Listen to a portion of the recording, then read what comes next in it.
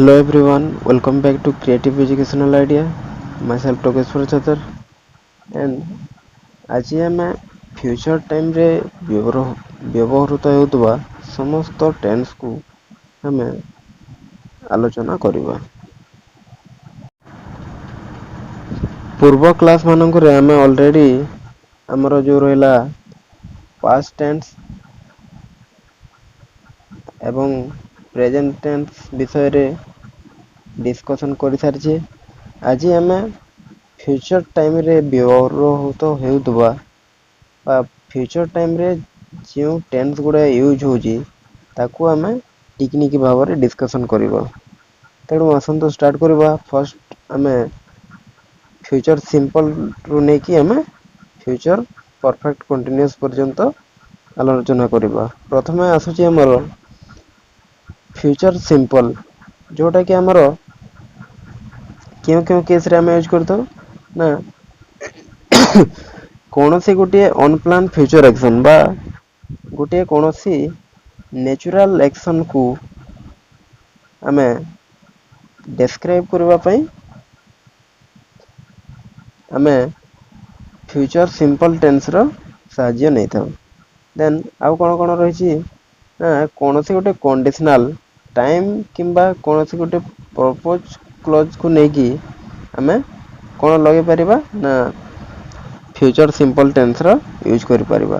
ଏବଂ କେଉଁଥିରେ ୟୁଜ୍ କରିଥାଉ ଏହାକୁ କୌଣସି ଗୋଟେ ଆକ୍ସନ୍ ଯେଉଁଟାକି ଆମର କହିଲା ଟାଇମରେ ସଡନ୍ ଡିସାଇଡ୍ କରୁଛି ବା ଜଣେ ତାର ସ୍ପିଚ୍ ଦେଲା ଟାଇମରେ ସଡନ୍ ଜଣେ କୌଣସି ବ୍ୟକ୍ତି ଯଦି କ୍ୱେଶ୍ଚନ୍ କରୁଛି ଆମେ ସଡନ୍ ଡିସାଇଡ୍ କରିକି ଡିସିଜନ୍ ଯେଉଁଟା ନେଉଛୁ ତାହା କ'ଣ ଆମେ ଆମର ଫ୍ୟୁଚର ସିମ୍ପଲରେ ତାକୁ ରିପ୍ରେଜେଣ୍ଟ କରିଥାଉ।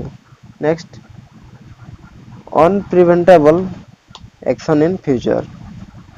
ଏବଂ ଆଉ କ'ଣ ରହିଛି କୌଣସି ଗୋଟିଏ ଅଫରିଂ କିମ୍ବା କ୍ୱେଶ୍ଚନ୍ ଆସ୍କିଂ କାହାକୁ ଗୋଟେ ଯଦି ଆମେ କିଛି ପଚାରୁଛେ ଏବଂ କ'ଣ କାହାକୁ ଗୋଟେ କ'ଣ ଆମେ ରିକ୍ୱେଷ୍ଟ କରୁଛେ କ'ଣ କୌଣସି ଗୋଟେ ପ୍ରତିଶ୍ରୁତି ବା ଆମେ କ'ଣ କାହାକୁ ଯଦି କିଛି ପ୍ରମିସ୍ କରିବା ପାଇଁ ଏକଥା ଆମେ କ'ଣ କାହାକୁ ଆଉ ତୋ ଏବଂ ମୋର ଛଡ଼ା କାହାକୁ ଯେମିତି ନ ଜଣାପଡ଼ିବ ବୋଲି ଯେମିତି କହିଥାଉ ସେଇଆ। ଏବଂ କୌଣସି ଗୋଟେ ଅର୍ଡ଼ରିଂ କାହାକୁ ଗୋଟେ ଆମେ ଯଦି ଅର୍ଡ଼ର ଦେଉଛେ କିମ୍ବା ଆମେ କ'ଣ କାହାକୁ ଗୋଟେ ଧମକି ଦେଉଛେ କ'ଣ କରିଥାଉ ଆମେ ଫ୍ୟୁଚର ସିମ୍ପଲ ଟେନ୍ସର ୟୁଜ୍ କରିଥାଉ। ଏକ୍ଜାମ୍ପଲ ଦ୍ୱାରା ବୁଝି ନେବା। ଯେମିତିକି ଆମେ କହିଲେ କ'ଣ କୌଣସି ଗୋଟେ ନ୍ୟାଚୁରାଲ୍ କଣ୍ଡିସନକୁ ସୂଚାଇବା ପାଇଁ ଯାହାକି ଆମର ଅନପ୍ଲାନ୍ ଫ୍ୟୁଚର ଆକ୍ସନ୍ ତାହାକୁ କ'ଣ ଆମେ ତାକୁ ନ୍ୟାଚୁରାଲ୍ ବୋଲି ମଧ୍ୟ କହିପାରିଥାଉ। Winter will come soon. Winter will come soon ମାନେ ଆମର ରେନି ସିଜନଟା ସରିଗଲା, ତାପରେ କ'ଣ ଆସିବ ନା winter season will come soon. ଆସିନାହିଁ ଆସିବ, ୱିଲ୍ କମ୍। ଏଠି କ'ଣ ହେଲା ୱିଲ୍ କମ୍। ଏଠି ଆମର କ'ଣ ଦର୍ଶାଇଲା ନା ଅନପ୍ଲାନ୍ଡ ଫ୍ୟୁଚର ଆକ୍ସନ୍ ବା ଏହାକୁ ଆମେ ନ୍ୟାଚୁରାଲ୍ ବୋଲି ମଧ୍ୟ କହିଥାଉ। ଦେନ୍ when the teacher upload the video he will inform us। କ'ଣ ନା ଯେତେବେଳେ ଟିଚର କ'ଣ କରିବେ ୟୁଟ୍ୟୁବରେ କିମ୍ବା ଗୁଗୁଲ ଡ୍ରାଇଭରେ ଭିଡ଼ିଓ ଅପଲୋଡ଼ କରିବେ ସେ କ'ଣ କରିବେ ଆମକୁ ଜଣାଇବେ କି ପିଲାମାନେ ତମେ ଭିଡ଼ିଓ ରିସିଭ୍ କଲ କି ନାହିଁ ବୋଲି ଆମକୁ ଜଣାଇବେ। Next I have a headache, I will take a rest। ମାନେ କ'ଣ ହେଉଛି ନା ମୋର ମୁଣ୍ଡ ବୁଲାଉଛି ତ ମୁଁ କ'ଣ ସଡନ୍ ଡିସାଇଡ୍ କଲି ଯେ ମୁଁ ଗୋଟେ ଟିକେ ରେଷ୍ଟ ନେବି। ନା ମୋର କ'ଣ ହେଉଛି ମୁଣ୍ଡ ଦରଜ ହେଉଛି ତେଣୁ ମୁଁ ସଡନ୍ ଡିସାଇଡ୍ କଲି ଯେ ମୁଁ ଆଉ ଏବେ କିଛି କାମ ଧନ୍ଦା କିଛି ଆଉ କରିବି ନାହିଁ, ମୁଁ ଟିକେ ରେଷ୍ଟ କରିବି ବା ବିଶ୍ରାମ ନେବି। Next you promise you would not reveal to anyone। ମାନେ ଆମେ ଜଣେ କହୁଛେ ଯେ ଏଇ କଥା ତୋର ମୋର ଛଡ଼ା ଆଉ କାହାକୁ ରିଭିଲ୍ ବା ପ୍ରକାଶିତ ହେବା ଅନୁଚିତ ବୋଲି କହିଥାଉ। ଠିକ୍ ଏଇଟା ତ ଗଲା ଆମର ନର୍ମାଲ ସେଣ୍ଟେନ୍ସ ରାଇଟିଂ। ତ ଠିକ୍ ସେହିପରି ଆମେ ଯେମିତି ପୂର୍ବ କ୍ଲାସରେ କରୁଥିଲେ ଯେ ଆମର ପାଷ୍ଟ ଟେନ୍ସରେ କିମ୍ବା ପ୍ରେଜେଣ୍ଟ ଟେନ୍ସରେ ଆମେ ଯେମିତି ଭାବରେ କଣ କରୁଥିଲେ ନା ତିନୋଟି ଇମ୍ପୋର୍ଟାଣ୍ଟ ସେଣ୍ଟେନ୍ସ ଯୋଉଟାକି ରହିଲା ଆମର ଏଫର୍ମେଟିଭ୍, ନେଗେଟିଭ୍ ଆଣ୍ଡ ଇଣ୍ଟ୍ରୋଗେଟିଭ୍ ଏ ତିନୋଟି ସେଣ୍ଟେନ୍ସର ଆମେ ତାର ପ୍ୟାଟର୍ନ ସହିତ କିଛି ଏକ୍ଜାମ୍ପଲ ଦ୍ଵାରା ଏହାକୁ ଆମେ ବୁଝିବାକୁ ଚେଷ୍ଟା କରୁଥିଲେ। ଠିକ୍ ସେହିପରି ଭାବରେ ଫ୍ୟୁଚର ସିମ୍ପଲ ର ଆମର ଏଫର୍ମେଟିଭ ସେଣ୍ଟେନ୍ସ ରାଇଟିଂ ର ପ୍ୟାଟର୍ନ କଣ ନା ଫଷ୍ଟ ଆସିବ subject then will or shall then ଆସିବ ଆମର ଭବ୍ ର ବେସ୍ ଫର୍ମ ନା କଣ ରହିଛି ପ୍ରଥମେ ଆସିବ ସବଜେକ୍ଟ ତାପରେ ଆସିବ ୱିଲ୍ ଅର୍ ସେଲ୍ ତାପରେ ଆସିବ ଭବ୍ ର ଆମର ବେସ୍ ଫର୍ମ ବା ଆମେ ଯାହାକୁ V1 ବୋଲି ମଧ୍ୟ କହିଥାଉ। ତ ଏଠି ଫଲୋ ହଉଛି କି ନାହିଁ ନା ମୁଁ ଗୋଟେ ଏକ୍ଜାମ୍ପଲ ଦଉଛି Ramesh will go two school ନା ରମେଶ ଟା ଏଇଠି କଣ ରମେଶ ଟା ହଉଛି ସବଜେକ୍ଟ ଆମେ କଣ ୟୁଜ କଲା ୱିଲ୍ ତାପରେ ଗୋ ଟୁ ଆମର ଗୋ ରେ ଆଉ କିଛି ଆଡ ହେଇଛି କି ହେଇନି ଗୋଜ୍ ହେଇଛି ୟେସ୍ ଲାଗିନି ଆଇ ଏନ ଜି ଲାଗିଛି ନା ଲାଗିନି ନା ଏଇଟା ଗୋ ର କଣ ବେଶ୍ ସରି ବେୟାର ଫର୍ମ ବା ବେସ୍ ଫର୍ମ ଯୋଉଟା କି ଆମର V1 ଫର୍ମ ଦେନ୍ ଠିକ୍ ସେହିପରି ଭାବରେ ଦେ ୱିଲ୍ ପ୍ଲେ କ୍ରିକେଟ ଏଠି କଣ ଦେ ଟା ହେଲା ସବଜେକ୍ଟ ୱିଲ୍ ଟା ଆମର କପି ପେଷ୍ଟ ତାପରେ ପ୍ଲେ ଏହାର କିଛି ଆଡ ହେଇନି ତ ଏହା ହଉଛି bare form of verb then ଏଇଟା ହେଲା ଆମର କ୍ରିକେଟ ଟା ଅବଜେକ୍ଟ ଠିକ ସେଇପରି ଭାବରେ she will go to Bhubaneswar sorry ମୁଁ ଏଇଠି ଆଇଟା ଲେଖି ଦେଇଛି ଏଇଠି ଆଇ ଲାଗିବନି she will go to Bhubaneswar ମାନେ ସେ ଭୁବନେଶ୍ଵର କୁ ଯିବ ସି ୱିଲ୍ ଗୋ ମାନେ ଭବିଷ୍ୟତରେ ଯିବ ନେକ୍ସଟ ଏହାକୁ ଆମେ ନେଗେଟିଭ ସେଣ୍ଟେନ୍ସରେ କିପରି ଭାବରେ କନଭର୍ଟ କରିବା ନା ଏହାର ପ୍ୟାଟର୍ନ ରହୁଛି ପ୍ରଥମେ ଆସିଯିବ ସବଜେକ୍ଟ ତାପରେ ଆସିବ will not or would not then ଆସିବ ଆମର ଭବ୍ ର ବେସ୍ ଫର୍ମ ଯେମିତିକି ଆମେ ଲେଖିଥିଲେ ସେଇଥିରେ ଏଫର୍ମେଟିଭ ସେଣ୍ଟେନ୍ସ ରେ କଣ ଥିଲା ନା ଲେଖିଥିଲେ ଆମେ Ramesh will go two school ଏଇଠି କଣ ହେଇଯିବ ନେଗେଟିଭ ରେ ରମେଶ ଏଇଟା ହେଲା ସବଜେକ୍ଟ ଆମର ପ୍ୟାଟର୍ନ ହିସାବରେ ଆମେ ଯିବା ଏଠି ଆମେ ଆଣିବା ୱିଲ୍ ନଟ୍ ତାପରେ ଆସୁଛି ଭବ୍ ର ବେସ୍ ଫର୍ମ ଯୋଉଟା କି ଗୋ ହି ରହିଲା ଠିକ ସେଇପରି ଭାବରେ ଆମେ ସେଇଠି କଣ ଲେଖିଥିଲା ଏଫର୍ମେଟିଭରେ ଦେ ୱିଲ୍ ପ୍ଲେ କ୍ରିକେଟ ଲେଖିଥିଲା ନା ଏଇଠି କଣ ହେଇଯିବ ଦେ ଟା ହେଲା ଆମର ସବଜେକ୍ଟ ୱିଲ୍ ନଟ୍ ହେଲା ଆମର କପି ପେଷ୍ଟ ତାପରେ ପ୍ଲେ ଟା ହେଲା ଆମର ଭବ୍ ର ବେସ୍ ଫର୍ମ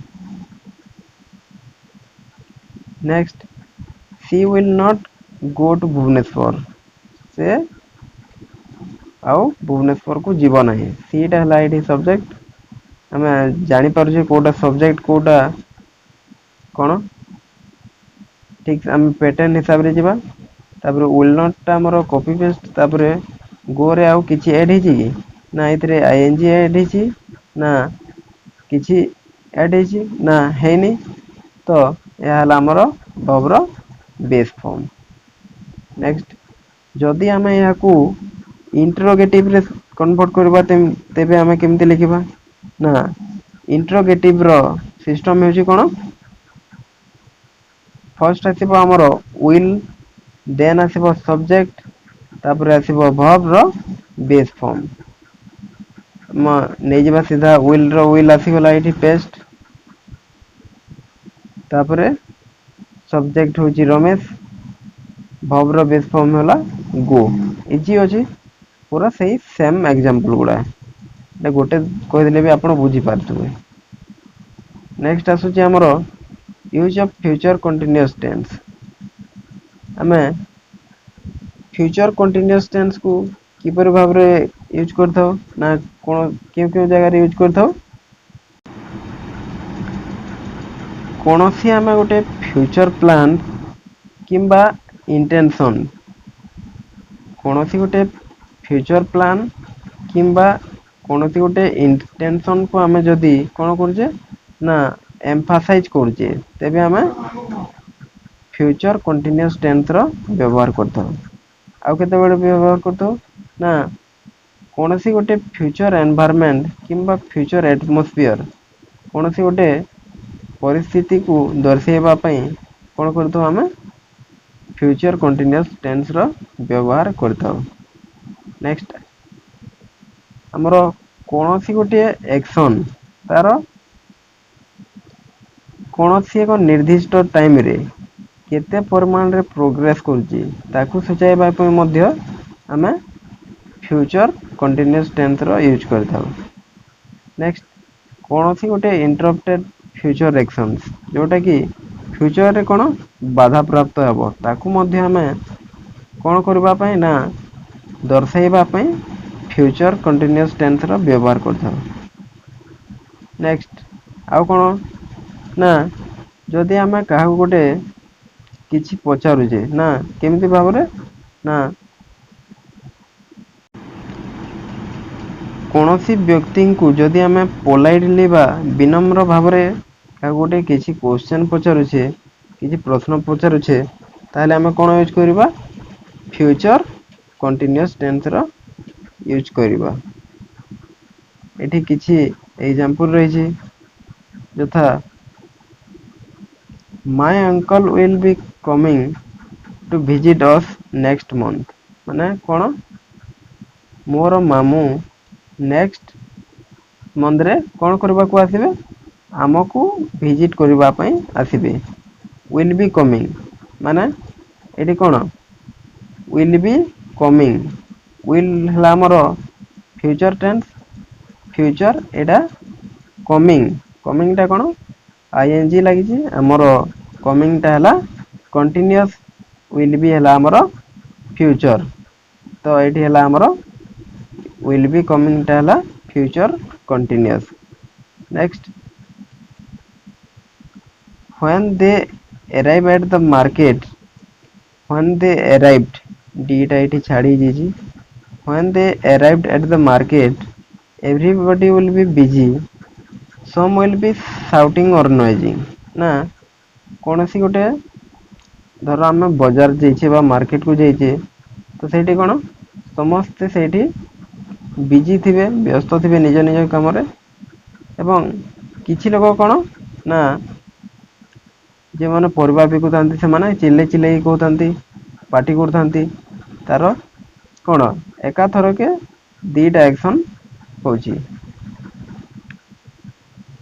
नेक्स्ट बुझी हला ये तापरे at 8 o'clock tomorrow we will be watching the match at home ना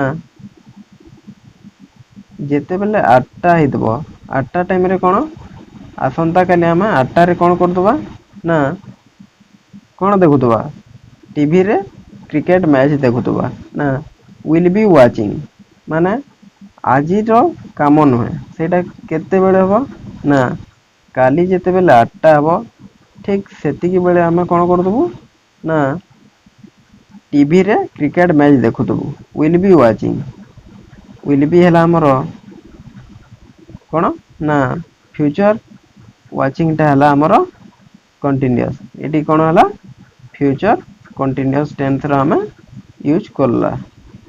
तापरे या तो गला हमर नॉर्मल ठीक सेमिति हमें कोन करबा याकू मध्य कन्वर्ट करबा अफर्मेटिव सेंटेंस रे ना अफर्मेटिव रो रूल्स कोन रही छि एटी क्यों पैटर्न फॉलो होबो ना प्रथमे आसी जिवो सब्जेक्ट प्रथमे आसी जिवो हमर सब्जेक्ट देन आसुची will सब्जेक्ट देन आसीबो will एटी छाड़ी जितला मु बाय मिस्टेकली छाड़ी देतिले subject plus will plus be plus verb रो हमरो ing फॉर्म बा प्रेजेंट पार्टिसिपल यूज हेबो ना हमें कहूची जे Rajesh will be playing cricket tomorrow ना राजेश कोन करबो ना आसंता काली क्रिकेट खेलिबो ମାନେ ଖେଲୁଥିବ। ରାଜେଶଟା ହେଲା ଏଠି ସବଜେକ୍ଟ, ୱିଲଟା ହେଲା ଆମର କପି ପେଷ୍ଟ, ୱିଲ ବି ମଧ୍ୟ କପି ପେଷ୍ଟ। ଭର୍ବର ଆଇଏନଜି ଫର୍ମ ହେଲା ଏଠି କଣ playing, ପ୍ଲେର playing present participle form. ଏଠି ଯଦି ପାଷ୍ଟ ପାର୍ଟିସିପଲ ଫର୍ମ କହିଥାନ୍ତା କଣ ହେଇଥାନ୍ତା ନା ପ୍ଲେର ପ୍ଲେଡ, ପ୍ଲେର କଣ ଇଡି ଲାଗି ଯାଇଥାନ୍ତା। କଣ ଲାଗି ଯାଇଥାନ୍ତା ଇଡି। ଏଠି କଣ ଆଇଏନଜି ହେଲା ମାନେ ତାର present participle form. Next they will be enjoying party on Sunday. ସେମାନେ କଣ କରୁଥିବେ ନା ସଣ୍ଡେ ଦିନରେ ସେମାନେ ପାର୍ଟି ଉପଭୋଗ କରୁଥିବେ। ୱିଲ ବି ଏନଜୟିଂ ସେଇଟା ସେ ଆକ୍ଟିଭିଟି ଟା କେବେ ହେବ ଯେବେ ସଣ୍ଡେ ହେବ ସେଇ ଦିନରେ ହିଁ ସେମାନେ ପାର୍ଟି ଟା ଏନଜୟ କରିବେ। ତାକୁ ଆମେ କେବେଠୁ କହୁଛେ ନା ଆଗରୁ କହୁଛେ। କେଉଁ ଆମର ଟେନ୍ସ ର ସାହାଯ୍ୟ ନେଇକି କହୁଛେ ନା ଫ୍ୟୁଚର କଣ୍ଟିନ୍ୟୁଅସ। ନା ତାହା କେତେବେଳେ କଣ୍ଟିନ୍ୟୁ ହଉଥିବ ନା ଫ୍ୟୁଚରରେ କଣ୍ଟିନ୍ୟୁ ହେଉଥିବ। ୱିଲ ବି ଏନଜୟିଂ ବୁଝିଗଲା। ନେକ୍ସଟ ଆଡକୁ ପ୍ରୋସିଡ କରିବା ଆମର ନେଗେଟିଭ ସେଣ୍ଟେନ୍ସ। ନେଗେଟିଭ ରେ କଣ ହବ ନା ପ୍ରଥମେ ଆସିଯିବ ଏଇଠି ସବଜେକ୍ଟ, ଦେନ୍ ଆସିବ ୱିଲ, ଦେନ୍ ଆସିବ ନଟ୍, ତାପରେ ଆସିବ ବି। ନେଗେଟିଭ ସବୁବେଲେ କଣ ରହିବ ମଝିରେ ନଟ୍, ମ୍ୟାକ୍ସିମମ୍ କେସେସରେ ନଟ୍ ହିଁ ରହିବ ଅଲମୋଷ୍ଟ ଅଲ୍।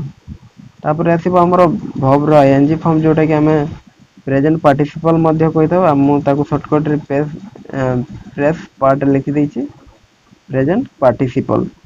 ପ୍ରଥମେ ଆସୁଛି କଣ ନା ସବଜେକ୍ଟ, ତାପରେ ଆସିଲା ଆମର ୱିଲ, ଦେନ୍ ଆସୁଛି ନଟ୍, ତାପରେ ଆସୁଛି ବି, ତାପରେ ଭର୍ବର ଆଇଏନଜି ଫର୍ମ, ଦେନ୍ ରହିବ କଣ ଆମର ଯାହା କିଛି ଅବଜେକ୍ଟ ଥିବ ତା ରହିବ।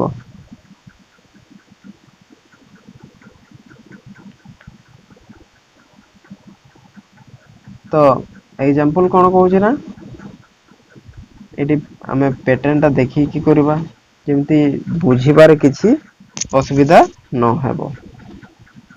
ରାଜେଶ କଣ ରାଜେଶ ହେଉଛି ଏଇଠି ସବଜେକ୍ଟ, ସବଜେକ୍ଟ ଆସିଗଲା।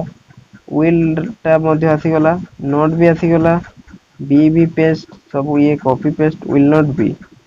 ଏଠି କଣ ହେଲା ଭର୍ବର ଆଇଏନଜି ଫର୍ମ ଯୋଉଟା କି ପ୍ଲେର ପ୍ଲେଇଂ, ପ୍ଲେର ପ୍ଲେଇଂ।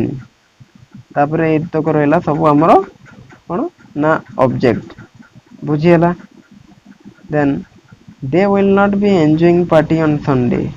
ଦେ ଟା ହେଲା ସବଜେକ୍ଟ, ୱିଲ ନଟ୍ ବି ଏଇଟା ମଧ୍ୟ କପି ପେଷ୍ଟ ଆମର ୱିଲ ନଟ୍ ବି ଏନଜୟିଂ କେଉଁ କ୍ଷେତ୍ରରେ ଆମର ନେଗେଟିଭ ହେଲେ ୱିଲ ନଟ୍ ବି। ଏଠି କଣ ସେଠି ଆମେ ଲେଖୁଥିଲା ଆଫର୍ମେଟିଭ ରେ ୱିଲ ବି ଏନଜୟିଂ। ଏଠି କଣ ୱିଲ ନଟ୍ ବି, ନଟ୍ ଗୋଟେ ଲାଗିଗଲେ କଣ ହେଲା ଆମର ଟେନ୍ସ ଚେଞ୍ଜ ହେଇଗଲା। ନେକ୍ସଟ ଏହାକୁ ଆମେ ଇଣ୍ଟ୍ରୋଗେଟିଭ ବା କ୍ୱେଶ୍ଚନ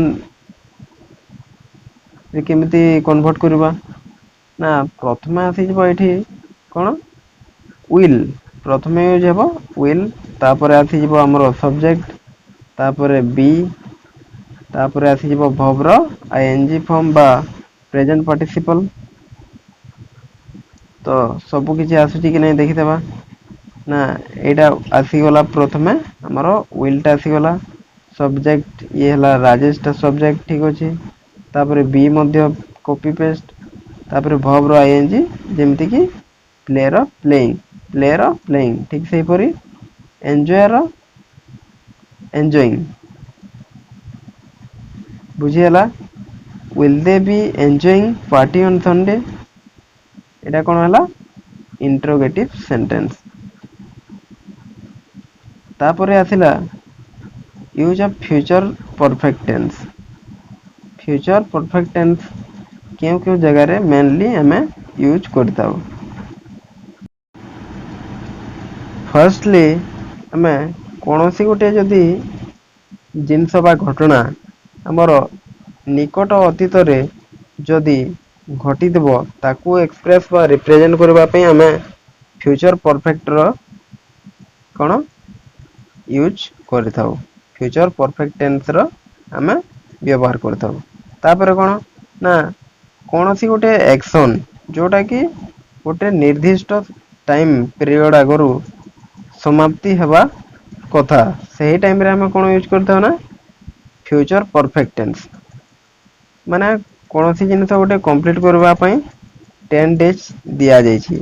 ଠିକ୍ ଏହି ସାର୍ଟେନ୍ ଟାଇମ୍ ଆଗରୁ ଯଦି ଫିନିଶ କରିବାକୁ କୌଣସି ଗୋଟେ ଆକ୍ସନ ଯଦି କୁହାଯାଇଥିବ, ତାହେଲେ ଆମେ କଣ ୟୁଜ୍ କରିବା ନା ଫ୍ୟୁଚର ପରଫେକ୍ଟ ଟେନ୍ସ ର ୟୁଜ୍ କରିବା। ଦେନ୍ ନେକ୍ସଟ ରହିଛି କୌଣସି ଗୋଟେ ଆକ୍ସନ ଯୋଉଟା କି କଣ କୌଣସି ଗୋଟେ ଆଉ ଗୋଟେ ଅଲଗା ଆକ୍ସନ ବା ଅଲଗା ଗୋଟେ କାମ କଣ ହେବା ଆଗରୁ କମ୍ପ୍ଲିଟ ହେଉଥିବ। ମନେ କରନ୍ତୁ ଏଇଟା ଗୋଟେ କାମ, ଏଇଟା ଗୋଟେ କାମ। ଯଦି ଏହି କାମଟା ଏଇ କାମ କମ୍ପ୍ଲିଟ ହେବା ଆଗରୁ କଣ ଏଇଟା କମ୍ପ୍ଲିଟ ହେଇଯାଉଥିବ, ତାହେଲେ ଆମେ କେଉଁ ଟେନ୍ସର ୟୁଜ୍ କରିବା ଫ୍ୟୁଚର ପରଫେକ୍ଟ ଟେନ୍ସ ର ୟୁଜ୍ କରିବା। ଦେଖନ୍ତୁ ଏଠି ଏକ୍ଜାମ୍ପଲ ଦ୍ଵାରା ବୁଝିଯିବା ଆମେ। Manish will have arrived at the hotel by now। ବା ମନିଷ ଟା କଣ କରିଥିବ arrived କରିଥିବ ବା ପହଞ୍ଚି ଯାଇଥିବ କେତେବେଳେ ନା ବର୍ତ୍ତମାନ ସୁଦ୍ଧା। ବା ଏଇଟା କଣ ହେଲା ଆମର ଯୋଉ ନିୟର ପାଷ୍ଟ ସେଇଟା ଆମର ହଉଛି will have arrived at the hotel by now। by now ଟା ହେଲା ଆମର ନିୟର ପାଷ୍ଟ ବା ଏଇ ଅତୀତ ନିକଟରେ ସେ ଘଟଣା ଟା ଘଟିଥିବ। ସେଇଥିରେ ଆମେ କଣ ୟୁଜ୍ କଲା will have arrived ନା will have ଟା ହେଲା ଆମର କଣ will ଟା ହେଲା ଆମର କଣ will ଟା ହେଲା ଏଠି will ଟା ହେଲା ଆମର ଫ୍ୟୁଚର ଏବଂ have arrived ଟା କଣ ନା ପରଫେକ୍ଟ। will have arrived ହେଇଯିବ ଆମର କଣ ଫ୍ୟୁଚର ପରଫେକ୍ଟ। ବୁଝିହେଲା। ନେକ୍ସଟ ଏକ୍ଜାମ୍ପଲ କୁ ଯିବା। Gita will have taken breakfast before she goes to market। ନା କଣ ଏଇଠି ରହିଲା ଆମର will have taken ବା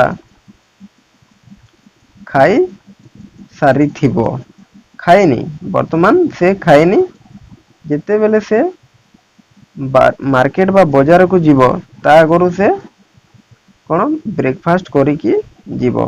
will have taken will ଟା ହେଲା ଆମର କଣ ନା ଫ୍ୟୁଚର have taken ଟା ହେଲା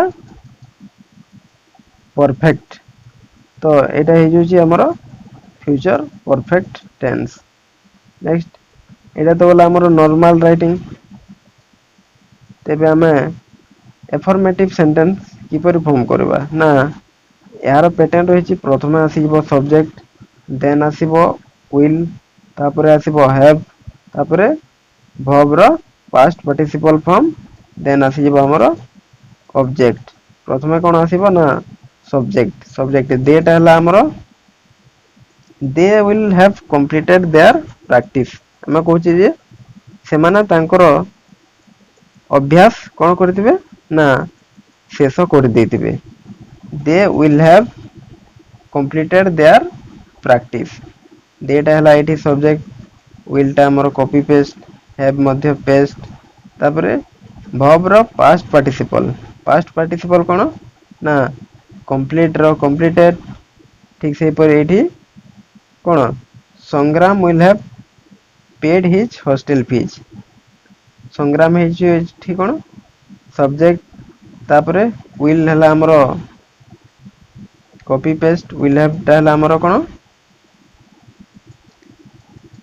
ଫ୍ୟୁଚର ପରଫେକ୍ଟ। have paid ଆମର pay ରୁ ହଉଛି pay ର ପାଷ୍ଟ ପାର୍ଟିସିପଲ କଣ paid ଯୋଉଟା ଆମେ କହୁଛେ ପେଡ୍ କୋର୍ସ। ବୁଝିହେଲା। Next negative sentence. Negative sentence ଟା କଣ ନା ଆମର ଏହି ଫର୍ମରେ ତାର ପ୍ୟାଟର୍ନ ଫଲୋ କରିକି ଆମେ ଲେଖିବାକୁ ହୋଇଥାଏ। ଯେମିତି କିି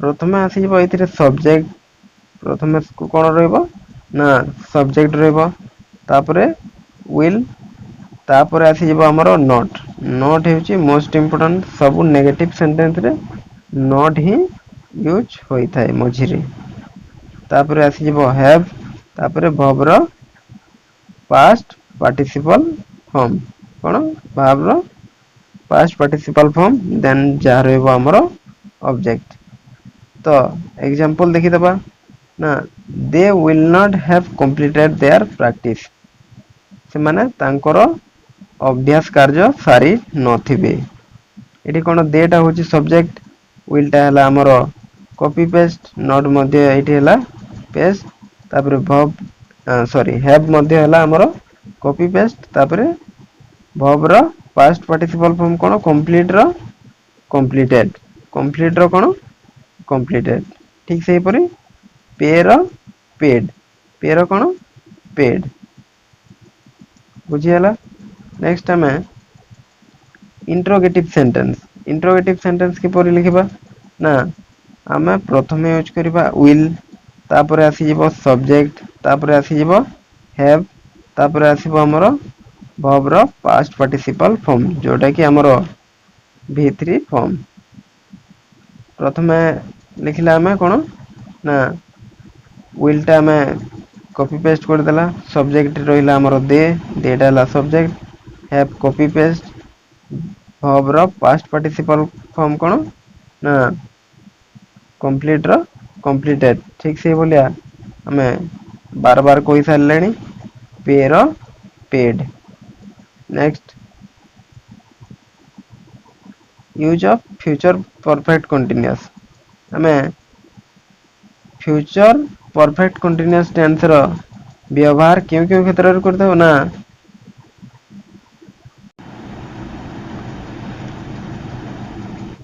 कोनोसी गोटे कार्य बा कोनोसी गोटे जिंस कोन कंटिन्यू हेबो केते बेला पर्यंत ना कोनोसी गोटे हमर जेमिति कि निर्दिष्ट टाइम बा फ्यूचर रे मन करंतु मु जेमिति कहउतली मु कहली ना काली आसंता काली 8टा सुद्धा तमे माने स्कूल को पहुंची आसीतबो बा मो पाखो को पहुंची आसीतबो ना से बेला पर्यंत कोन जो वर्क टा कंटिन्यू हेबो सेथिरे हमें कोन यूज करबा ना फ्यूचर परफेक्ट कंटीन्यूअस कोन यूज करबा फ्यूचर परफेक्ट कंटीन्यूअस तापर रहला कोनोसी गोटे काम सरीबा पूर्व बा देखंतो हमें कोन कोनोसी गोटे काम कहूचे बा कोनोसी जिनिस को जदी हमें एक्सप्रेस करूचे कोन ना सेही कामटा ठीक हमर कोन ठीक सरीबा पूर्वरु कोन यूज करथा ना सरीबा पूर्वरु कोन यूज करथा फ्यूचर परफेक्ट कंटीन्यूअस टेंस रो व्यवहार करिताओ एग्जांपल आड़ को जिबा Hemant will have been working for 6 hours by the time his father arrived ना कोन हला Hemant will have been working for 6 hours by the time his father arrived ना हेमंत कोन 6 घंटा धरी कोन करतला ना काम करतला ठीक सेही टाइम रे तांको बापा पहुंचिले एठी कोन होउची ना हेमंत 6 घंटा काम करि सारला परे जाय तांको बापा पहुंची छंती next you will be tired when you arrived home because you will have been working for over an hour ना तमे थकी जाइथिबो will be tired माने टायर्ड होई जाइथिबो केते बेले जेते बेले तमे घर को पहुंचीबो when you will have been working for over an hour तमे घंटे रो अधिक चाली चाली जाइछो सेति पय तमे जेते बेले घर को पहुंचीबो सेते बेले तमे थकी जाइथिबो बुझी हला नेक्स्ट याको अफर्मेटिव रे कन्वर्ट करबा यार पैटर्न रहउची subject plus will plus have plus been ତାପରେ ଆସୁଛି ଆମର verb ର ing form then ରହିବ object। ଏଠି ମୁଁ ଲେଖିଲି they will have been playing cricket for 1 year। ଏଠି ଫଲୋ ହଉଛି କି ନାହିଁ ରୁଲ୍ସ? ସବଜେକ୍ଟ ଆସିଲା they ଟା ହେଲା ସବଜେକ୍ଟ, will ଆସିଲା କପି ପେଷ୍ଟ, have been ମଧ୍ୟ ଆସିଲା ଏଠି କପି ପେଷ୍ଟ, ତାପରେ verb ର ing form ଯୋଉଟା କି play ର playing, ଠିକ ସେହିପରି return ର returning। Roshan will have been returning from the market। Roshan କଣ କରୁଛି ନା ମାର୍କେଟ କୁ ଯାଇ ଫେରି ଆସୁଅଛି, ବା ସେ ମାର୍କେଟ ଯାଇଥିଲା ମାର୍କେଟିଂ ସାରିକି ମାର୍କେଟ ରୁ ଫେରିକି ଆସୁଅଛି। କଣ ଆମର future perfect continuous. Future perfect କେମିତି ହେଲା ନା ମାର୍କେଟ ଯାଇଥିଲା କଣ ଫ୍ୟୁଚର ପରଫେକ୍ଟ ଯାଇକି ଫେରି ଆସୁଥିବ। ସେ ରୋହନ ଟା କଣ କରୁଥିବ ନା ମାର୍କେଟ ଯାଇକି ଫେରି ଆସୁଥିବ। ମାର୍କେଟ ଯାଇଥିବ କଣ ହେଲା ଇଏ ପାଷ୍ଟ ସରି ଫ୍ୟୁଚର ପରଫେକ୍ଟ। ମାର୍କେଟ ଯାଇଥିବ କଣ ଫ୍ୟୁଚର ପରଫେକ୍ଟ ଯାଇକି ଫେରୁଥିବ returning will have been returning। ଏଇଟା କଣ ହେଇଯିବ ଆମର ରିଟର୍ଣିଂ ଟା ହଉଛି କଣ୍ଟିନ୍ୟୁଅସ। ପରଫେକ୍ଟ ଗୋଟେ କାମ ସରିଛି ସେ ଯାଇକି ମାର୍କେଟିଂ କରିସାରିଲାଣି ସେଇଟା ହେଲା ଆମର ଫ୍ୟୁଚର ପରଫେକ୍ଟ ଯାଇକି ମାର୍କେଟିଂ କରି ସାରିଥିବ ବା ସେ ଜିନିଷ ପତ୍ର କିଣାକିଣି କରିସାରିଥିବ ଏବଂ ତାର କଣ ବାକି ରହିଲା ନା ଘରକୁ ଫେରିବା କାମ ଟା ବାକି ରହିଲା ଯୋଉଟା କି ରିଟର୍ଣିଂ ହବ। ସେଇଟାକୁ ରିପ୍ରେଜେଣ୍ଟ କରିବା ପାଇଁ କଣ ଫ୍ୟୁଚର ପରଫେକ୍ଟ କଣ୍ଟିନ୍ୟୁଅସ ଏହି ଟେନ୍ସର ଆମେ ୟୁଜ କରିଥାଉ। ନେକ୍ସଟ ଏହାକୁ ନେଗେଟିଭ ସେଣ୍ଟେନ୍ସରେ କନଭର୍ଟ କଲେ କଣ ରହିବ ଏହାର ପ୍ୟାଟର୍ନ ରହିଯିବ ପ୍ରଥମେ ଆସିବ ସବଜେକ୍ଟ ତାପରେ will ତାପରେ not ତାପରେ ଆସିବ have ତାପରେ been ତାପରେ verb ର ing form। ଚେକ୍ କରି ନବା ନା ଏଇଠି ରହିଲା ସବଜେକ୍ଟ ଟା ହେଲା they ତାପରେ will ଏଇଟା କପି ପେଷ୍ଟ have ମଧ୍ୟ ପେଷ୍ଟ ତାପରେ ଆସିବ ଆମର been ଇଏ ବି ଆସିଲା କପି ପେଷ୍ଟ ତାପରେ verb ର ing form ଯୋଉଟା କି ଆମର play ର playing। ଠିକ ସେହିପରି ଏଇଠି ରହିଲା ଆମର will not have been returning return ରୁ returning। ଏଇଟା ଜଷ୍ଟ ଟିକେ ଫର୍ମୁଲା ମନେ ରଖିବାକୁ ପଡିବ। ନେକ୍ସଟ ଇଣ୍ଟରୋଗେଟିଭ ସେଣ୍ଟେନ୍ସ ଯୋଉଟା କି ଆମର କ୍ୱେଶ୍ଚନ ଫ୍ରେମିଂ ସେଣ୍ଟେନ୍ସ କେମିତି କରିବା ନା ପ୍ରଥମେ ଆସୁଛି ଆମର will ଆସିଯିବ ତାପରେ ଆସିବ ସବଜେକ୍ଟ ତାପରେ ଆସିବ have ତାପରେ ଆସିବ been ତାପରେ ଆସିବ verb ର ing form then ରହିଯିବ ଆମର ଅବଜେକ୍ଟ ଲାଷ୍ଟ ଆମେ କଣ କରିବା ନା କ୍ୱେଶ୍ଚନ ମାର୍କ ପୁଟ କରିଦେବା।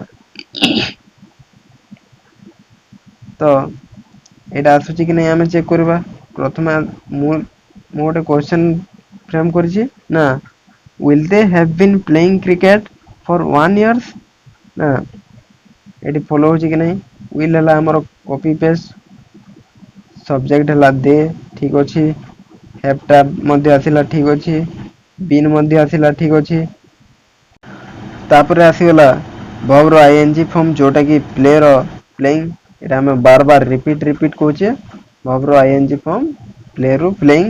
ଯଦି ଏଠି ଆମର past participle ଥାନ୍ତା କଣ ହୋଇଥାନ୍ତା ନା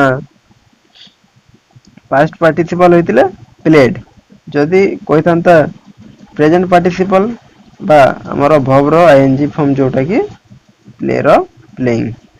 ଠିକ ସେହିପରି Rohan will have been returning from the market ଏଇଟା ମଧ୍ୟ ହେଇଗଲା ମୋର will have been returning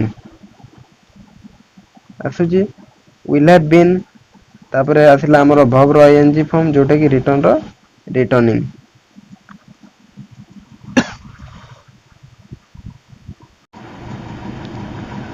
next negative sentence writing ର ଆମର ପ୍ୟାଟର୍ନ କଣ ରହିଛି ନା ପ୍ରଥମେ ଆସିବ ନେଗେଟିଭ ସେଣ୍ଟେନ୍ସ ରେ ସବଜେକ୍ଟ ତାପରେ ଆସିବ will ତାପରେ ଆସିବ not ତାପରେ ଆସିବ have, ତାପରେ ଆସିବ been, ତାପରେ ଆସିବ verb ର ing form। ଟେଷ୍ଟ କରିନେବା ନା ସବଜେକ୍ଟ ହେଲା ଦେ, ଠିକ ଅଛି। will ଆସିଲା ଆମର କପି ପେଷ୍ଟ, not ବି ଆସିଲା, have ବି ଆସିଲା, been ମଧ୍ୟ ଆସିଲା, ତାପରେ verb ର ing form ଯୋଉଟା କି play ର playing, ଠିକ ସେହିପରି return ର returning, ବାକି ସବୁ ଆସିଅଛି। been ମଧ୍ୟ ଆସିଛି, have ମଧ୍ୟ ଆସିଛି, not ବି ଆସିଛି, will ବି ଆସିଛି। ରୋହନ ଟା ହଉଛି ସବଜେକ୍ଟ, ଇଏ ବି ଠିକ ଅଛି। ତ ବୁଝି ହେଲା ନା ଏଇ ଯୋଉ ଫର୍ମୁଲା ରହିଲା ଏତିକି। ନେଗେଟିଭ ସେଣ୍ଟେନ୍ସ ର କଣ ନା subject plus will plus not plus have plus been plus verb ର ing ଫର୍ମ ଲାଗିବ। ଏଫର୍ମେଟିଭ ରେ କଣ ଥିଲା ଆମର ସବଜେକ୍ଟ ଥିଲା, ତାପରେ will ଥିଲା, ତାପରେ not ଏଇଟା ନଥିଲା ଖାଲି, ବାକି ଏ ସବୁ ଥିଲା। ନେକ୍ସଟ ଆମେ ଇଣ୍ଟ୍ରୋଗେଟିଭ ସେଣ୍ଟେନ୍ସ କୁ ଯିବା। ଇଣ୍ଟ୍ରୋଗେଟିଭ ସେଣ୍ଟେନ୍ସ କଣ ନା ପ୍ରଥମେ ଆସିବ ଇଣ୍ଟ୍ରୋଗେଟିଭ ରେ will, ତାପରେ ଆସିବ କଣ will ପରେ ଆସିବ ସବଜେକ୍ଟ, ସବଜେକ୍ଟ ପରେ ଆସିବ have ପରେ ଆସିବ been, ତାପରେ ଆସିବ verb ର ing form। ଏଇଠି ଆସିଛି will ମଧ୍ୟ ଆସିଛି। ସବଜେକ୍ଟ ଟା ହେଲା ଆମର ଦେ, ଠିକ ଅଛି। have copy paste, been copy paste, ତାପରେ verb ର ing form। ସେଇ ବାରମ୍ବାର ଆମେ ଗୋଟେ କଥାକୁ ରିପିଟ କରୁଛି, ଖାଲି ଜଷ୍ଟ ଟିକେ ଟିକେ ଏପଟ ସେପଟ।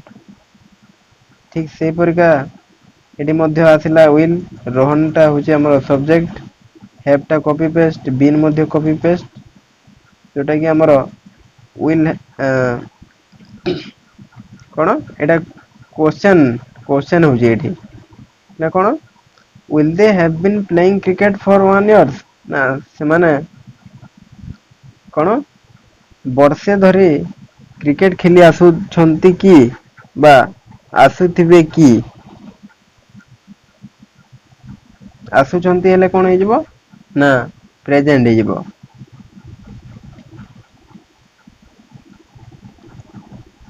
ଲାଷ୍ଟରେ ହେଲା ଆମର will Rohan have been returning from the market। ଏଠି ଆମର ଫଲୋ ହେଇଛି, will ର will ଆସିଛି, କପି ପେଷ୍ଟ ଯୋଉଟା, ସବଜେକ୍ଟ ଥିଲା ରୋହନ, ଇଏ ଠିକ ଅଛି। have ମଧ୍ୟ ଆସିଛି, been ମଧ୍ୟ ଆସିଛି, ଆମର verb ର ing form ଇଏ ବି ସକ୍ସେସଫୁଲି କଣ ହେଇଛି ନା ଆମର ପ୍ୟାଟର୍ନ ଟା ଫଲୋ ହେଇଛି। ତ ବୁଝି ହେଲା, ଏଇ ଥିଲା ଆମର ଆଜିକାର ଡିସ୍କସନ ପଏଣ୍ଟ, ଯୋଉଟା କି ଆମେ ଡିସକସ କଲେ କଣ ନା ଫ୍ୟୁଚର ସିମ୍ପଲ ଟେନ୍ସ ର ୟୁସେଜ, ତାପରେ ଆସିଲା ଫ୍ୟୁଚର କଣ୍ଟିନ୍ୟୁଅସ ଟେନ୍ସ ର ୟୁଜ, ତାପରେ ଆସିଲା ଆମର ଫ୍ୟୁଚର ପରଫେକ୍ଟ ଟେନ୍ସ ର ୟୁଜ, ତାପରେ ଆମେ ଲାଷ୍ଟରେ ଏବେ ଡିସକସନ କଲେ ନା ଫ୍ୟୁଚର ପରଫେକ୍ଟ କଣ୍ଟିନ୍ୟୁଅସ ର ବ୍ୟବହାର ସମ୍ପର୍କରେ ଆଲୋଚନା କଲେ ଏବଂ ଏହାର ତିନୋଟି ଇମ୍ପୋର୍ଟାଣ୍ଟ ରାଇଟିଂ ଯଥା ଏଫର୍ମେଟିଭ ସେଣ୍ଟେନ୍ସ, ନେଗେଟିଭ ସେଣ୍ଟେନ୍ସ ଏବଂ ଇଣ୍ଟ୍ରୋଗେଟିଭ ସେଣ୍ଟେନ୍ସ, ଏହାର ମଧ୍ୟ ଆମେ ନିଜେ ଫର୍ମ କଲେ। ତେଣୁ ଆଶା କରୁଛି ଭିଡିଓଟି ଭଲ ଲାଗିଥିବ। Thank you very much.